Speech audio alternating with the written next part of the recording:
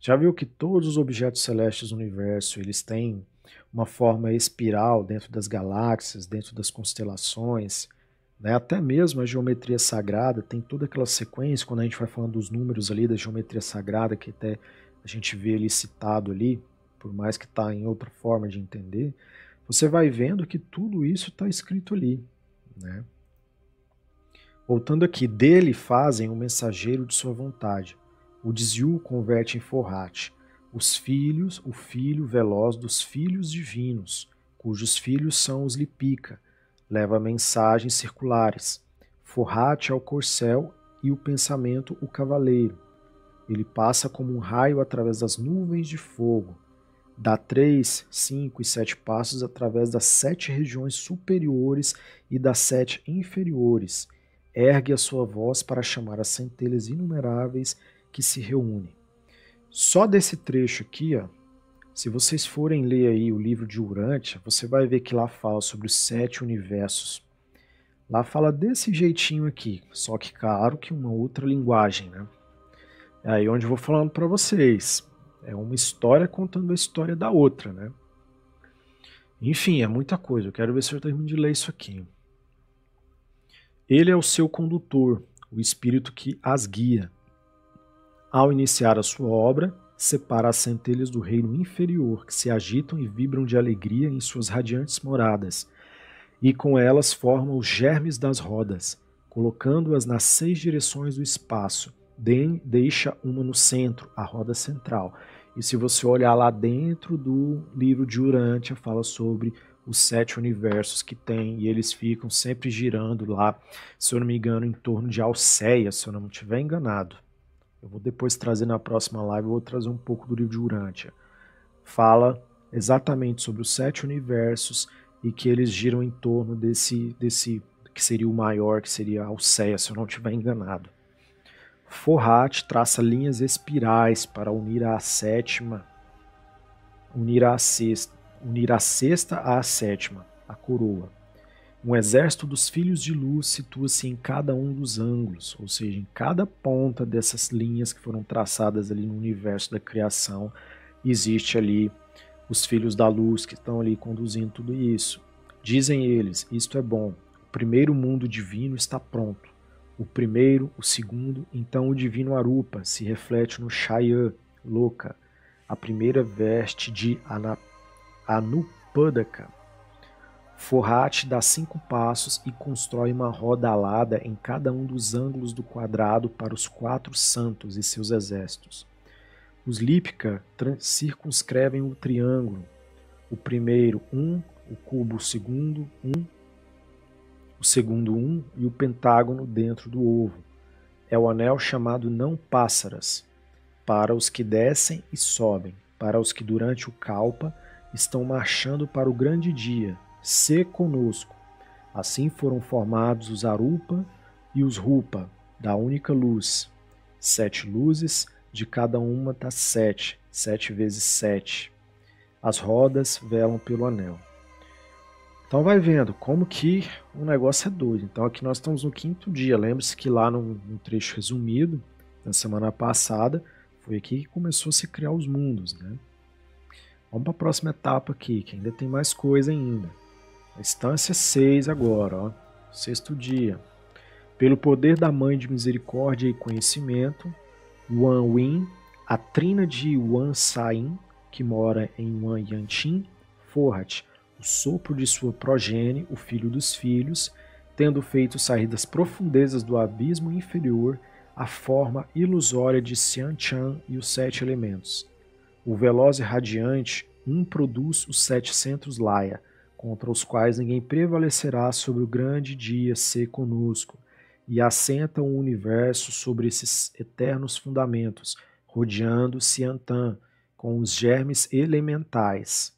Dos 7, primeiro 1 manifestado, 6 ocultos, 2 manifestados, 5 ocultos, 3 manifestados, 4 ocultos, 4 produzidos, 3 ocultos, 4 e 1 de San revelados, 2,5 ocultos, 6 para serem manifestados, 1 deixado à parte, por último 7 pequenas rodas girando, um dando nascimento à outra, ou seja, olha a evolução aí, né? Uma coisa vai criando outra, né? Nada na natureza se perde, tudo se transforma, né? Olha que interessante, né? Elas as constroem à semelhança das rodas mais antigas, colocando-as nos centros imperecíveis. Como as constrói Fohat? Ele junta a poeira de fogo, forma esferas de fogo, corre através delas em seu derredor, insuflando-lhes a vida, e em seguida as põe em movimento, umas nesta direção, outras naquela. Elas estão frias, elas se aquecem, então secas, ele as umedece, brilham, ele as ventila e refresca. Assim procede Forrar, de um ao outro crepúsculo, durante 7 eternidades. Na quarta, os filhos recebem ordem de criar suas imagens. 1/3 recusa-se, 2/3 obedecem. A maldição é proferida. Nascerão na quarta, sofrerão e causarão sofrimentos. É a primeira guerra. As rodas mais antigas giravam para baixo e para cima. Os frutos da mãe enchiam um todo. Houve combates renhidos entre os criadores e os destruidores, e combates renhidos pelo espaço, aparecendo e reaparecendo a semente continuamente. Eu vou ter que fazer uma pausa aqui, porque vou ter que falar sobre isso daqui. Quando eu fiz aquele vídeo falando lá sobre a questão, né, dos agentes do caos, aí a gente vai casando todas aquelas informações que eu já tenho falado aqui constantemente. Muitos de nós estamos aqui para exercer alguns papéis, como a gente já havia falado em outras ocasiões aí. Por isso que quando você vê aquelas pessoas que são tidas como ruins, elas vêm exatamente disso aqui, ó. Veja bem que aqui, ó, por trás, aqui no processo da criação aqui, porque esse aqui já é o 6º dia, a 6ª instância, deixa eu ver, a 6ª instância, aqui eles já começam a criar já as essências de consciência aqui. Pode ver que ali ele já começa a falar sobre maldição. Lembra que lá no início lá da instância, ele fala que não existia a maldade e a bondade ali, né? Você vê como que o negócio é muito mais, o buraco é muito mais embaixo, né?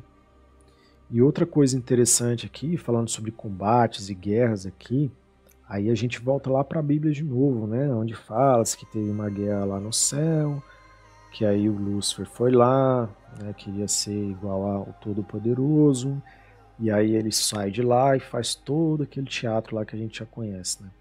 Então olha só como as coisas são, né? De onde será que cada um copiou essa história, né?